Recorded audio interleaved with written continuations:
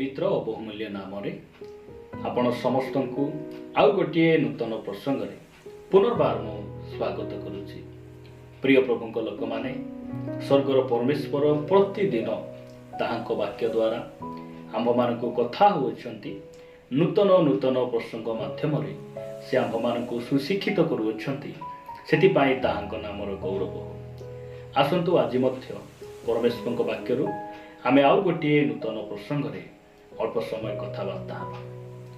आज आमे प्रभु यीशु ख्रीष्ट पुनरुत्थान विषय प्रभु वाक्यरु अल्प समय ध्यान करने यीशु ख्रीष्ट पुनरुत्थान महान आशीर्वाद कौन अटे? प्रभु यीशु ख्रीष्ट पुनरुत्थान आंभ मानकु देइथिबा महान आशीर्वाद कौन अटे? आपण मानक निकटरे मु 5टी आशीर्वाद प्रभु वाक्यरु रखिबा पाई चाहे। प्रिय प्रभु लोक माने वास्तव रे एही पुनरुत्थान बोली कहिले कौन? पुनरुत्थान कौनसी घटना नुहे, पुनरुत्थान कौनसी गोटे कहानी नुहे। प्रभु यीशु ख्रीष्ट निजे कहिले मार्था को जे मु पुनरुत्थान आउ जीवन अटे। पुनरुत्थान स्वयं प्रभु यीशु ख्रीष्ट अटंती। आउ सेही पुनरुत्थान विषय रे आज आमे कथबार्ता हेबा। दुनिया रे अनेक धर्म रही, सेमानकर प्रभु सेमानक भगवान सेमानक परमेश्वर उत्थित होई नाहंती। समस्ते सेमाने माटी रे मिसी गले, कबर रे सेमाने अछंती। मात्र आमे जो परमेश्वर सेवा करूछु सेही परमेश्वर सेही प्रभु यीशु ख्रीष्ट मृत्यु को जय करी तृतीय दिवस रे कबर को भांगी से उठी अछंती। पृथ्वी इतिहास रे विश्व इतिहास रे जदि मृत मानक मध्यरु केही उठिचंती से होचंती प्रभु यीशु ख्रीष्ट। प्रिय प्रभु लोक माने आम पाई गोटे बेथलेहेम रहिछि, कालवरी क्रूस रहिछि एवं आंभ निमंते पुनरुत्थान मध्य रहिछि। बेथलेहेम रे प्रभु यीशु ख्रीष्ट से समय को दुई भाग कले एवं क्रूस रे आमर पापर समस्या को से समाधान कले। आउ कबर रे से मृत्यु को पराजय कले। प्रिय प्रभु लोक माने सेही पुनरुत्थान द्वारा परमेश्वर आंभ मानकु जो आशीर्वाद गुड़िक देइछंती आमे ख्रीष्ट विश्वासी भाव रे एही सब विषय को आमे जानिबा आवश्यक रहिछि। एही पुनरुत्थान ख्रीष्ट विश्वासी मानक मेरुदंड अटे, मूलदुआ अटे।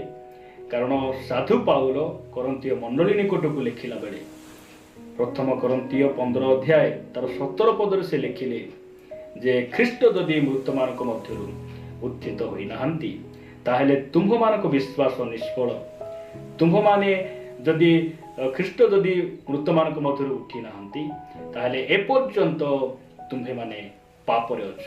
प्रिय भाई भणी माने जदि प्रभु यीशु ख्रीष्ट मृत मानक मध्यरु उठी न थांते आज ख्रिस्टियन धर्म मध्य मृत होइकिना थांता एवं अन्य धर्म परि हेइ थांता। मात्र आमर प्रभु यीशु ख्रीष्ट से मृत मानक मध्यरु उठी अछंती। आ मृत मानक मध्यरु से पुनरुत्थित होई जो आशीर्वाद गुड़िक से आंभ मानकु देइछंती सेही आशीर्वाद मध्यरु मु 5टी विषय आपण मानक निकट रखिबा पाई चाहे, जहा आंभ निमंते अति आवश्यक अटे, जरूरी अटे। मो सहित आपण माने प्रथम आउ महान आशीर्वाद को आपण देखि परिबे। प्रकाशित वाक्य 1 अध्याय 18 पद रे प्रकार लिखा जाए। प्रकाशित वाक्य 1 अध्याय 18 पद, भय कर नाही आम्भे प्रथम और शेष पुणी स्वयं जीवी आम्भे मृत हेलु और देख आम्भे जुगे जुगे जीवित अटु। पुणी आंभर हस्तरे मृत्यु और पातालर कंची होछि। प्रभुଙ୍କ नामर गौरव हो। पात्म नामक दीपरे प्रेरित जहनଙ୍କୁ प्रभु यीशु ख्रीष्ट से स्वयं दर्शन द्वारा यह से कहउछंती भय कर नाही। प्रिय प्रभुଙ୍କ लोक माने पुनरुत्थान आंभ मानकु देइथिबा महान आशीर्वाद मानक मध्यरु प्रथम महान आशीर्वाद हला भयरु से आमको मुक्त कले। पुनरुत्थान प्रभु यीशु ख्रीष्टଙ୍କ पुनरुत्थान आमको भयरु मुक्त करिछि। ख्रिस्टियान हुवंतु किंबा अण ख्रिस्टियान हुवंतु समस्तंकर एकमात्र भय मृत्यु अटे। और बाइबल कहे मृत्यु होछि शेष शत्रु अटे। और सही शेष शत्रु को जहाँ मनुष्य अधिक भय करे से मृत्यु को से कौन कले पराजय कले कबर रे से मृत्यु को हरई से जीवित हो से कहउचंती भय कर नहीं। प्रिय भाई भणी माने आज अनेक भाई भणी माने भयर जीवन यापन करुचंती कारण यही पुनरुत्थान रो महत्व को ए पुनरुत्थान रो उद्देश्य को से माने बुझी नाहंती। आज मध्य से माने भय भीत भाव से माने बंचुचंती किंतु परमेश्वर आपण को मते कहिबा पई चाहंती भय कर नहीं मु तुमर मृत्युर भयरु तुमको मुक्त करिछि मु तुमको उद्धार करिछि।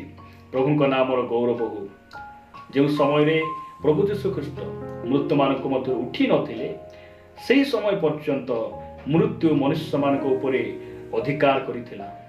सेही समय पर्यंत मनुष्य माने भय जीवन यापन करुथिले। आज जो माने मृत्युर भय अछंती मु आपन को कहिबा पई चाहे मृत्यु को जे जय करि उठिचंती सही प्रभु यीशु ख्रीष्ट को आपण यदि विश्वास करिवे आपण सही भयरु मुक्त हेबे।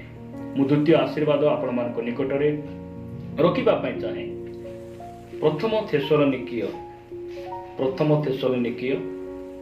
4 अध्याय प्रथम थेसलोनिकीय 4 अध्याय 13 आ 14 पद लेखा जाए हे भाई माने भरोसाहीन अन्य समस्तक परि तुम्भे माने जेपरी सकाकूल न हुओ एथि निमंते महानिद्रा प्राप्त लोक मानक विषय रे तुम्भे माने जे अज्ञ थाओ एहा आम्भ मानकर इच्छा नहीं कारण जदि आम्भे माने विश्वास करू जे यीशु मरी पुनर्बार उठी अछंती तेबे ईश्वर जे यीशुଙ୍କ द्वारा महानिद्रा प्राप्त लोक मानकु सही प्रकारे ताहांक संगरे आनिबे एहा मध्य विश्वास करिबा उचित। प्रभु को नाम गौरव हो।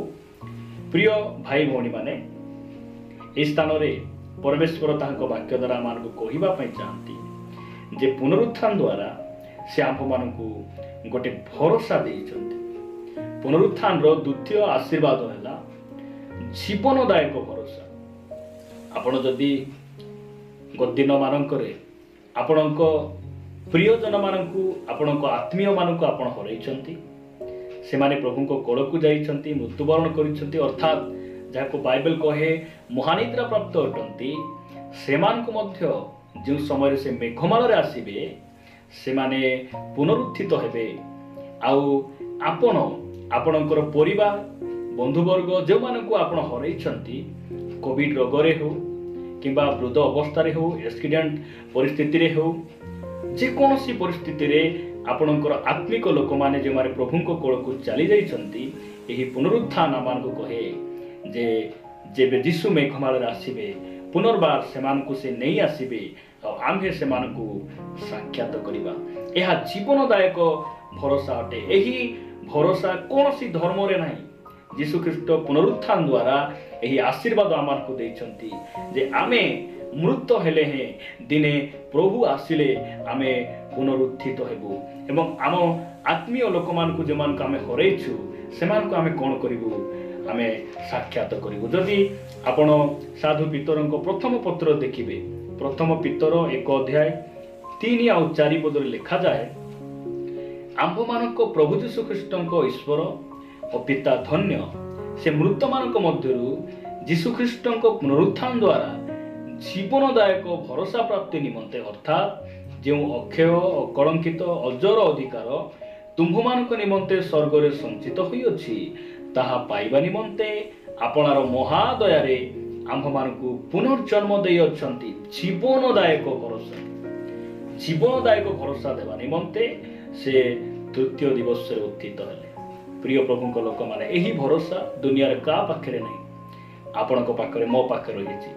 जो दिन प्रभु मेघमाल रे आसीबे आमे हमर आत्मीय मानकु आमे मेघमाल रे साक्षात करिबा। तृतीय आशीर्वाद आपण मानक निकट रे मु रखिबा पई चाहे रोमियो पुस्तक आपण माने 4 अध्याय को आसीबे। रोमियो पुस्तक 4 अध्याय 25 पद रे प्रकार लिखा गला सेही यीशु आम्भ मानक अपराध निमंते समर्पित हेले पुणी आम्भे माने धार्मिक गणित हेबा निमंते उत्थापित हेले। से कहीं उत्थापित हेले, कहीं से पुनरुत्थित हेले, आउ से पुनरुत्थित बा से पुनरुत्थान रो आशीर्वाद कौन आंभ मानकु से धार्मिक गणना कले। अर्थात परमेश्वर जो माने प्रभु यीशु ख्रीष्ट को विश्वास करते से मानकु से धार्मिक गणना करते। परमेश्वर जो मानकु धार्मिक गणना करते से मानकु से एक प्रकार देखती जे एही व्यक्ति केबे मध्य पाप करि नाही। प्रिय भाई भणी माने यह केते महान आशीर्वाद नुहे कि, यह केते सौभाग्यर विषय नुहे कि जे परमेश्वर जो मानकु कहउचंती एही व्यक्ति केबे हेले मध्य पाप करि नाहंती। आ पुनरुत्थान द्वारा परमेश्वर यही आशीर्वाद आमको देइछंती जे ताहांको दृष्टि रे आमे समस्ते धार्मिक अटु। परमेश्वर आमको से धार्मिक भाव में देखुचंती और से चाहती आमे जेपरि पुनर्बार आउरी आमे पाप न करू।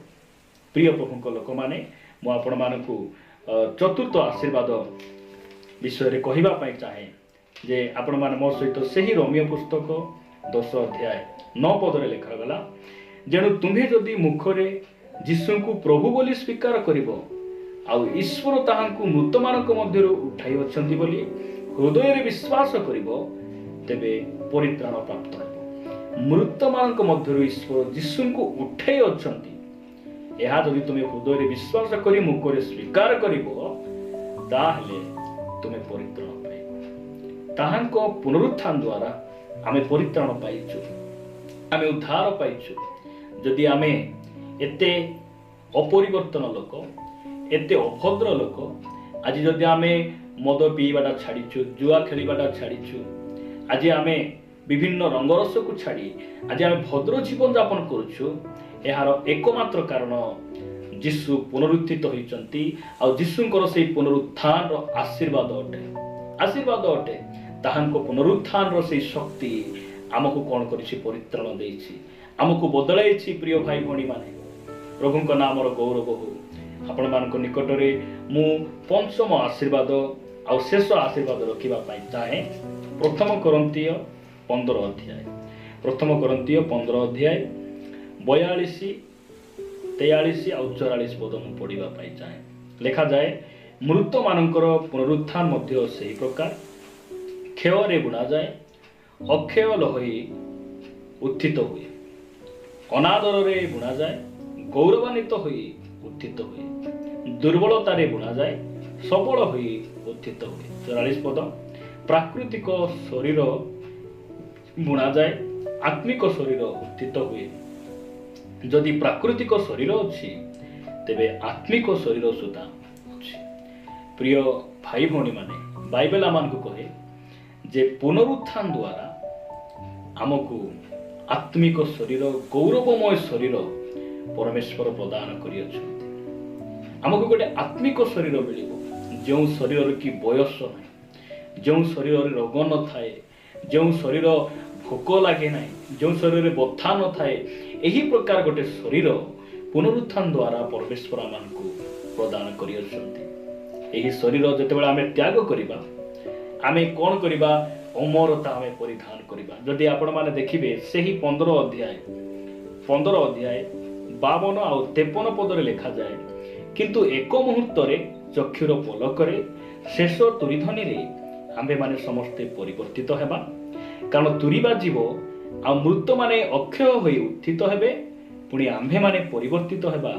कारण एही क्षय शरीर को अक्षय रूप वस्त्र परिधान करबा को हेबो, आ एही मर्त्य शरीर को अमरता रूप वस्त्र परिधान करबा को हेबो। प्रभुଙ୍କ नामर गौरव हो। आज जाए कौन सी मनुष्य अमर होई नाहंते, आमको से अमर हेबार सौभाग्य परमेश्वर देले केतेबेले ताहांको पुत्र यीशु ख्रीष्टଙ୍କ पुनरुत्थान द्वारा जेतेबेले आमे इवेन आमे मरी भी जाऊ, प्रभुଙ୍କର आशीर्वाद यदि विलंब हुए, जो समय आमे उत्थित हेबा, पुनरुत्थित हेबा, सेही समय आमको गोटे अमरतार शरीर, जो शरीर की मृत्यु वर्ण करने को पड़े ना, जो शरीर रोग न थाए, बयस न थाए, से प्रकार शरीर से आमको प्रदान करियछन्ति। ताहांको नामर गौरव हो। प्रिय भाई भणी माने एही पुनरुत्थान रे आमे ପାଇଥିବା ସେହି ଆଶୀର୍ବାଦ ଯାହା ଆମେ ବାକ୍ୟରୁ ଦେଖିଲୁ ଯେ ସେ ଆମକୁ ଏହି 5ଟି ଆଶୀର୍ବାଦ ଦେଲେ। ତାହା କ'ଣ? ଆମକୁ ମୃତ୍ୟୁର ଭୟରୁ ସେ ଆମକୁ ମୁକ୍ତ କଲେ। ତାହାଙ୍କ ପୁନରୁତ୍ଥାନ ଦ୍ୱାରା ଆମକୁ କ'ଣ କଲେ? ଆମକୁ ଜୀବନଦାୟକ ଭରସା ଦେଲେ। ତାହାଙ୍କ ପୁନରୁତ୍ଥାନ ଦ୍ୱାରା ଆମକୁ ସେ ଧାର୍ମିକ ଗଣନା କଲେ। ତାହାଙ୍କ ପୁନରୁତ୍ଥାନ ଦ୍ୱାରା ସେ ଆମକୁ କ'ଣ କଲେ?